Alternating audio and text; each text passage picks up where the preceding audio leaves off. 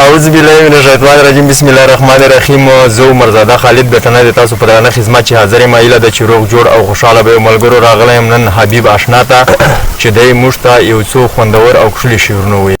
ډېره مهرباني خالد خان چې موږ د خپلې پاڼې د ادبي پاڼې جوګه وګڼلو موږ ته دې بلنه راکړله چې یو څو شعرونه به درته ووایم چې شاد چې په نصیحت چې پوهېدلی زړګی په نصیحت چې پوهېدلی زړګی او کاش چې له ښکلو صبرېدلی زړګی او هر انسان چې د بل زړه لیدلی چې چا د څومره سوځولی زړګی او تر ډک منګي لاندې ټپې یې کړلې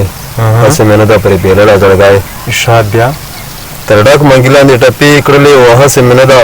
پرې بېللی زړګی او ته څه په خوله باندې خندا کومه قبر ته وړم به دا داغلی زړګی ډېر زبردست بیا ووایه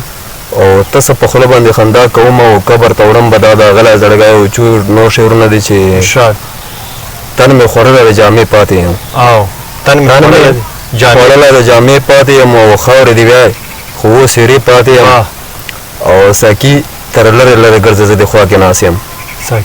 ساقي تر لرې لرې ګرځې زه دې خوا کې ناست یم او په ما نظر کوه زه هم خیالي پالې پاتې یم او څو داسې نور مات شعرونه دي چې ارشاد مونږ سره چې ګرځې ګزاره به کړې مونږ سره چې ګرځې ګزاره به کړې او خاندې به په درد شي حوصله به کړې او لارې ګړنګونو نه به ډکې وي خیال به کړې قدم ته او ټپه به کړې او چې دوه سنجیده شعرونه دي چې قبر کیندل دي خښول دي جنازې کول دي قبر کیندل دي خښول دي جنازې کول دي او پټکی به سر نه کوزوي نه فاتحې کول دي او دلته به ژاړې د سندرو نوبت نه رادرومي دلته به ژاړې د سندرو نوبت نه رادرومي کله یې ودر کله بل در کې د غم لمانځل دي ډېر ښه ډېر ښه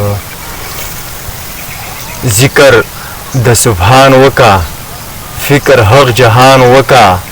تکه توره شپه به وي غم د ګبرستان وکا مه غواړه دولت بنده سوال اوس د